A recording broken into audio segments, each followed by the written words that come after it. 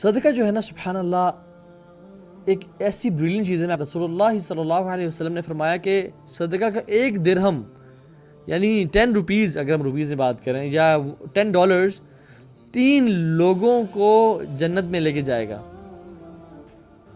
یہ رسول اللہ صلی اللہ علیہ وسلم نے اگزامپل اور فرمایا کہ صدقہ کا 1 درہم 3 لوگوں کو جنت میں لے کے جائے گا. اور وہ کیسے؟ وہ ہسبینڈ جو کہ مال کماتا ہے، وہ بیوی جو مال کی حفاظت کرتی ہے اور اس کو خرچنے کا ارادہ کرتی ہے، اور اس بیوی کی اولاد یا اس کا غلام جو اس کو ٹرانسپورٹ کرتا ہے اور واقعتاً مستحق انسان تک پہنچاتا ہے. اللہ اکبر. تو 1 درہم سے 3 لوگ جنت میں جائیں گے. اب ہسبینڈ اس نے صدقہ کی نیت سے نہیں بھیجا بیوی کو یا صدقہ کی نیت سے نہیں کمایا، لیکن وہ ارن کرتا ہے، مے بی وہ دبئی میں ہے یا سعودی عرب میں ہے، اینڈ ہی ارنز ہز منی، اور وہ پاکستان میں بیوی اس کی وہ اس کو بھیجتا ہے. اور وہ بیوی کیا کرتی ہے کہ وہ اس کو انٹینشن کرتی ہے کہ انشاءاللہ، یا اس کے گھر پہ کوئی غریب فقیر آتا ہے، پروفیشنل مانگنے والا نہیں لیکن واقعتاً حقدار آتا ہے، یہ بیوی ارادہ کرتی ہے کہ میں کسی ایسی جگہ پہ خرچ کرتی ہوں جہاں پہ مجھے اور میرے گھر والوں کو فائدہ ہو سکے. تو وہ بیوی اس کے مال کو سنبھال کے رکھتی ہے، اس کو اسراف میں، شاپنگ میں، آن لائن سٹورز اور اس چیزوں میں خرچ نہیں کرتی، بلکہ وہ نیک صالح بیوی ہے، وہ اللہ کے راستے میں خرچ کرنا چاہتی ہے تو سنبھال کے رکھتی ہے اور اس کو صدقہ کی نیت سے دیتی ہے اپنی اولاد کو یا اپنے غلام کو. اور وہ غلام جا کے، حالانکہ وہ سیلریڈ ہے، وہ اس کی کوئی انٹینشن نہیں تھی صدقہ کرنے کی، لیکن صرف دا فیکٹ دیٹ وہ ٹرانسپورٹیشن کا باعث بن رہا ہے، وہ بیوی سے وہ مال لے کے حقدار تک مال پہنچا رہا ہے، اس 1 درہم کی وجہ سے 3 لوگ اللہ سبحانہ و تعالیٰ جنت میں داخل کریں گے. اللہ اکبر. How amazing is that. اور انسان ڈرتا ہے کہ مال خرچ کرنے سے کہیں میرا مال کم نہ ہو جائے. اس انسان کے لیے رسول اللہ صلی اللہ علیہ وسلم مجھ سے اور آپ سے خطاب کر رہے ہیں. اگر ہمیں خوف آئے نا کہ مال کم نہ ہو جائے، تو اللہ کے نبی صلی اللہ علیہ وسلم نے ہمیں جواب دیا، ما نقصت صدقۃ من المال. صدقہ مال کو کبھی کم نہیں کرتا. یہ شیطان کا جھوٹا پرومس سچا ہے یا رسول اللہ صلی اللہ علیہ وسلم کا صادق المصدوق کا پرومس سچا ہے کہ مال جو ہے وہ کم نہیں ہوتا صدقہ دینے سے؟ ہاں، تمہارے والٹ پہ تو شاید کچھ نوٹس کم لگ رہے ہوں یا تمہارے بینک بیلنس میں تو کم ہو گئے ہوں، لیکن ایکچوئل میں تمہیں زندگی میں پتہ چل جائے گا کہ مال تمہارا کم نہیں ہوا. اللہ تعالیٰ ڈفرینٹ اینگل سے، ڈفرینٹ ذریعوں سے دیں گے، اور دنیا میں نہیں تو آخرت میں تو تمہیں اس کا ضعف و مضاعفہ، تمہیں بڑھا چڑھا کے ملے گا. مال کم نہیں ہوتا، کیا اتنا ہی رہتا ہے؟ اتنا بھی نہیں رہتا، بلکہ بڑھتا ہے. حدیث میں کیا آتا ہے؟ ایک اینجل، ایک فرشتہ دن میں اناؤنسمنٹ کرتا ہے کہ یا اللہ جو مال خرچ کرے تو اس کو مزید عطا کر، اور یا اللہ جو مال روکے اس کو تو برباد کر دے. یہ دن میں اناؤنسمنٹ کرتا ہے فرشتہ کہ جو مال خرچ کرے تو اس سے عطا کر، اور جو مال روکے تو اس کو تباہ و برباد کر دے. اور رات میں بھی ایک فرشتہ یہ اناؤنسمنٹ کرتا ہے.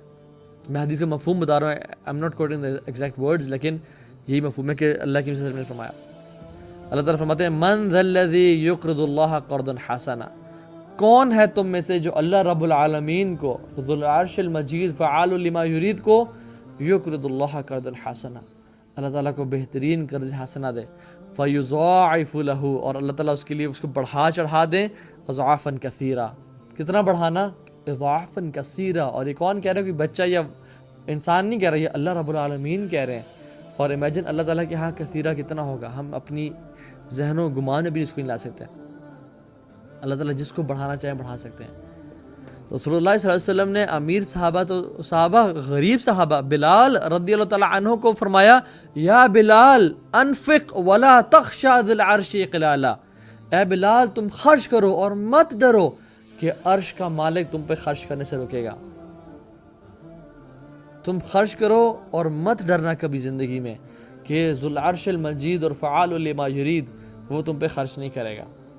کیسے ہو سکتا ہے کہ جب ہم اس رب کو راضی کرنے کے لیے مال دیں تو وہ ہم پہ خرچ نہ کریں؟ اپنے مریضوں کو شفا دینا چاہتے ہیں، رسول اللہ صلی اللہ علیہ وسلم نے ہمیں ایک علاج بتا دیا بہت سارے علاج میں سے، اور وہ ہے کہ داؤ مرضاکم بصدقہ. اپنے مریضوں کا علاج صدقے سے کرو. یہ میں آپ کو گنواتا جا رہا ہوں کہ صدقہ کے بینیفٹس کتنے ہیں. شاید کوئی تو ہمیں اثر کر جائے، شاید کوئی تو ہمیں ہٹ کر جائے. حالانکہ صحابہ رضی اللہ تعالیٰ عنہ کو اتنے بڑے بڑے بیانات، اتنے بڑے بڑے ہر حدیث کی فضیلت نہیں پتہ، وہ صرف ایک آیت سن کے اپنا سب کچھ دے دیتے تھے. ان کے ایمان تازے تھے. شاید ہمارے ایمان اتنے بوسیدہ ہو چکے ہیں اور زنگ پڑ چکا ہے کہ ہمیں اچھی طرح رگڑنا پڑتا ہے حدیث اور قرآن کی روشنی میں کہ شاید کوئی ان سے ایمان کی چنگاری اور ایمان کا نور نکلے اور ہم پہ اثر ہو جائے۔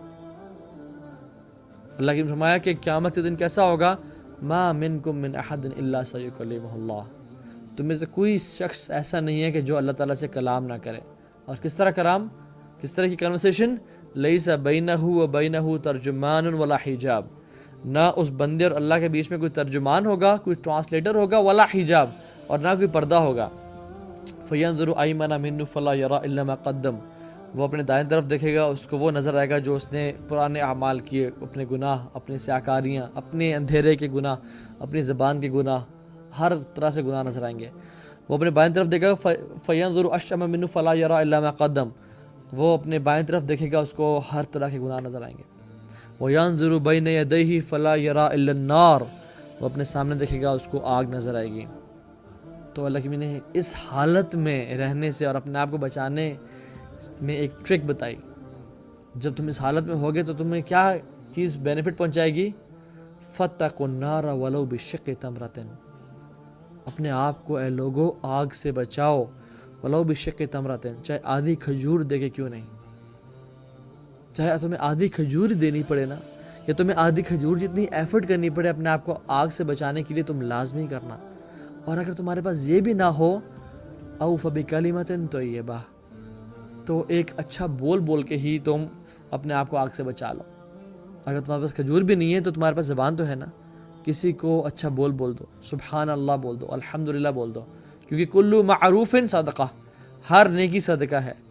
صحابی آئے اللہ کے نبی کے پاس، یا رسول اللہ صلی اللہ علیہ وسلم، میرا دل بڑا سخت ہو چکا ہے، میں آپ کو اگر اپنا انسٹاگرام اکاؤنٹ یا فیس بک کھول کے دکھا دوں نا کتنے میسیجز آئے ہوتے ہیں اس حوالے سے، اور اللہ تعالیٰ ہم سب پہ رحم کرے اور ہمارا بھی حال ہے، اللہ تعالیٰ ہم سب کو بچائے، اللہ تعالیٰ ہم سب کے دلوں کو نرم کرے اور واقعی میں تقویٰ ہم سب کو عطا کرے۔ تو دل بہت سخت ہو چکا ہے، نماز میں مزہ نہیں آتا، نماز میں خشوع نہیں ہے، آنکھوں سے آنسو نہیں بہتے، نیکی کرنے کا دل نہیں چاہتا، گناہ کرنے کی لذت بڑی ہو گئی ہے، فتنہ سے بچ نہیں پا رہا، دل سخت ہو گیا، کیا کروں؟ صحابی آیا، یا رسول اللہ صلی اللہ علیہ وسلم، دل بہت سخت ہو گیا، کیا کروں؟ کہا یتیم کے سر پہ ہاتھ رکھو اور مسکین کو کھانا کھلاؤ۔ میں اور آپ کتنا یہ کام کرتے ہیں؟ کیا یتیم اور غریب مسکین ختم ہو گئے اس دنیا میں؟ کیا یہ عمر بن خطاب کا دور چل رہا ہے جس میں کوئی دینے والے تو ہزاروں لاکھوں اور لینے والا کوئی نہ ہو؟ نہیں، بلکہ اٹس دا ایگزیکٹ اپوزٹ۔ ہم دیکھیں تو مانگنے والے ہر چوک پہ کھڑے ہیں۔ میں پروفیشن سے بات نہیں کر رہا، آپ ہر جھونپڑی میں چلے جائیں، ہر فروٹ ریڈی پہ چلے جائیں، ہر چھلی کے ٹھیلے پہ چلے جائیں، آپ کو غربت نظر آئے گی۔ آپ ذرا اپنے آگے پیچھے گھوم کے تو دیکھیں، بہت لوگ لینے والے ہیں لیکن ہم دینے والے کیوں نہیں ہیں؟ تو اللہ کے نبی صلی اللہ علیہ وسلم نے ہمیں اتنی اچھی نصیحتیں کر دیں، لیکن ہم ہیں کہ ان کو ہمیں کان پہ جوں نہیں رنگتی۔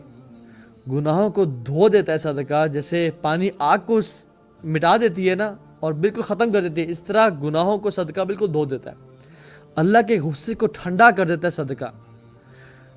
صدقہ stands between the way from between you and your calamity۔ ایک حدیث میں بتا کہ صدقہ آسمان کی طرف جاتا ہے اور اللہ تعالیٰ کی جو ہمارے گناہوں کی وجہ سے جو آفات، مصیبتیں، بلائیں آ رہی ہوتی ہیں ان کے ساتھ لڑتا جھگڑتا رہتا ہے الی یوم القیامہ۔ صدقہ دینے سے بلائیں ٹل جاتی ہیں، بری موت سے نجات دیتا ہے، زندگی میں برکتیں آ جاتی ہیں صدقہ کی وجہ سے، قبر میں سکون اور چین اور راحت کا باعث بنتا ہے صدقہ، اور قیامت کے دن بھی انسان کے لیے سائے کا باعث بنے گا صدقہ۔ تو پھر کیا چیز ہے جو کہ ہمیں صدقے سے ہم ہاتھ روک رہے ہیں؟ Please like and subscribe our channel for more videos.